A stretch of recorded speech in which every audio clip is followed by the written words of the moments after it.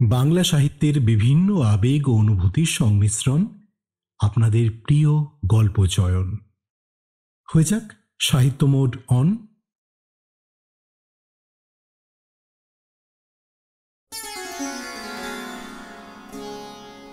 আমি অন্তঃপুরের মেয়ে, চিনবে না আমাকে? তোমার শেষ গল্পের বইটি পড়েছি শরৎবাবু, বাসি ফুলের মালা। তোমার নায়িকা এলোকেশীর মরণদশা ধরেছিল ৩৫ বছর বয়সে। ২৫ বছর বয়সের সঙ্গে ছিল তার রেশারেশি। দেখলেম তুমি মোহদাশয় বটে, জিতিয়ে দিলে তাকে। নিজের কথা বলি, বয়স আমার অল্প। একজনের মন ছুঁয়েছিল আমার এই কাঁচা বয়সের মায়া, তাই জেনে পুলক লাগতো আমার দেহে। ভুলে গিয়েছিলেন অত্যন্ত সাধারণ মেয়ে আমি।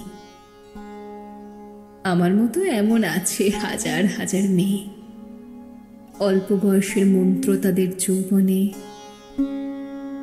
তোমাকে দোহাই দিই, একটি সাধারণ মেয়ের গল্প লেখো তুমি।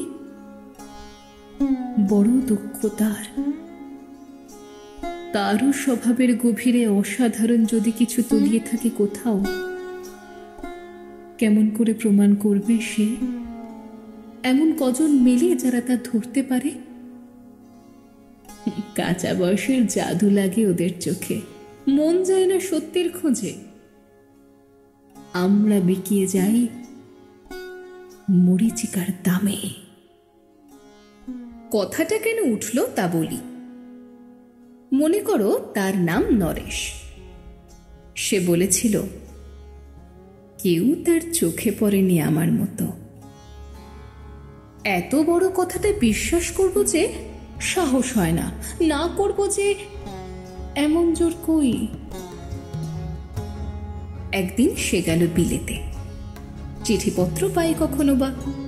মনে মনে ভাবি, রাম ও রাম, এত মেয়েও আছে সে দেশে, এত তাদের ঠেলাঠেলি ভিড়, আর তারা কি সবাই অসামান্য? এত বুদ্ধি, এত উজ্জ্বলতা, আর তারা সবাই কি আবিষ্কার করেছে এক নরেশ সেনকে? স্বদেশে যার পরিচয় চাপা ছিল 10-এর মধ্যে।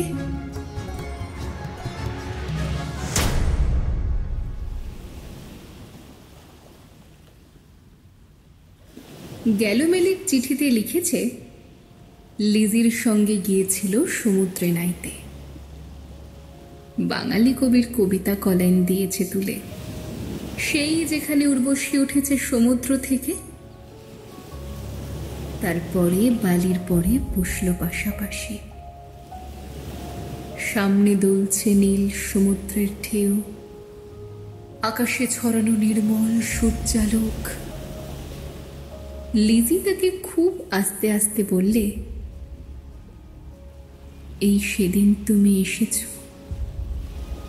2 দিন পরে যাবে চলে। ঝিনুকের 2টি খেলা, মাঝখানটুকু ভরা থাক একটি নিরেট অশ্রুবিন্দু দিয়ে, দুর্লভ, মূল্যহীন। কথা বলবার কি অসামান্য ভঙ্গি! সেই সঙ্গে নরেশ লিখেছে, কথাগুলো যদি বানানো হয় দোষ কি, কিন্তু চমৎকার। হিরে বসানো সোনার ফুল কি সত্য, তবুও কি সত্য নয়?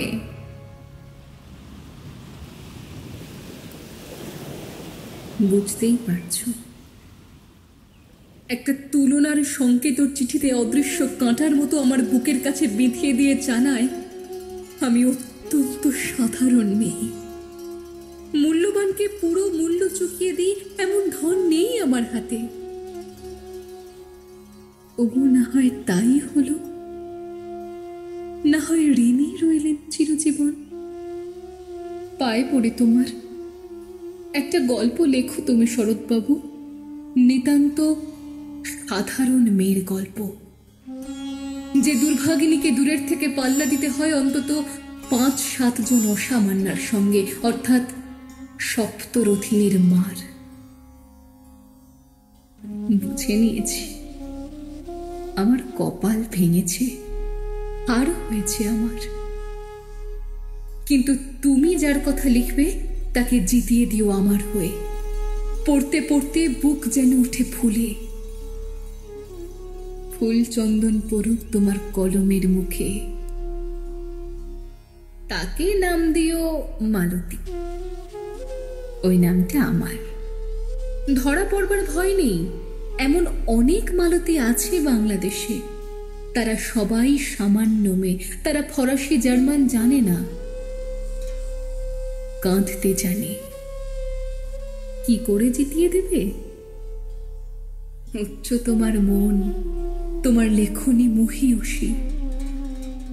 তুমি হয়তো ওকে নিয়ে যাবে ত্যাগের পথে, দুঃখের চরমে শকুন্তলার মতো। দয়া করো আমাকে, নেমে এসো আমার সমতলে। বিছানায় শুয়ে শুয়ে রাত্রের অন্ধকারে দেবতার কাছে যে অসম্ভব বর মাগি,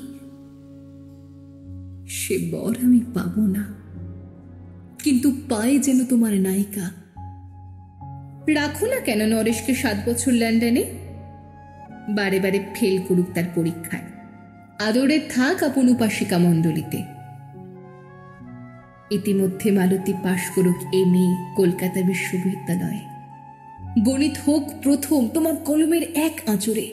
কিন্তু ওইখানেই যদি থামো, তোমার সাহিত্য সম্রাট নামে পড়বে কলঙ্ক। আমার দশা যাই হোক, খাটো করো না তোমার কল্পনা। তুমি তো কৃপণ নও বিধাতার মতো। মেয়েটাকে দাও পাঠিয়ে ইউরোপে।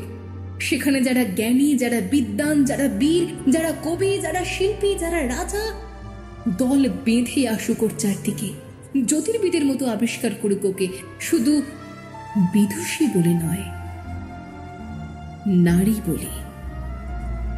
ওর মধ্যে যে বিশ্ববিজয়ী জাদু আছে, ধরা পড়ুক তার রহস্য। মূর্খের দেশে নয়, যে দেশে আছে সমজদার, আছে দরদি, আছে ইংরেজ, জার্মান, ফার্সি। মালতীর সম্মানের জন্য সভা ডাকা হোক না, বড় বড় নামজাদার সভা। মনে করা যাক সেখানে বর্ষণ হচ্ছে মুষলধারে চাটুবাক্যে। মাঝখান দিয়ে সে চলেছে অবহেলায়, ঢেউয়ের উপর দিয়ে যেন পালের নৌকো। ওর চোখ দেখে ওরা করছে কানাকানি। সবাই বলছে ভারতবর্ষের সজল মেঘ আর উজ্জ্বল রৌদ্র মিলেছে ওর মোহিনী দৃষ্টিতে। এইখানে জোনান্তিকে বলে রাখি, সৃষ্টিকর্তার প্রসাদ সত্যই আছে আমার চোখে। বলতে হলো নিজের মুখেই। এখনো কোনো ইউরোপের রসঙ্গের সাক্ষাৎ ঘটেনি আমার কপালে। নরেশ এসে দাঁড়াক সেই কোণে, আর তার সেই অসামান্য মেয়ের দল। আর তারপরে আমার নোটে 7টি মুরল, স্বপ্ন আমার ফুরল। হায় রে সামান্য মেয়ে, হায় রে বিধাতার শক্তির অপব্যয়।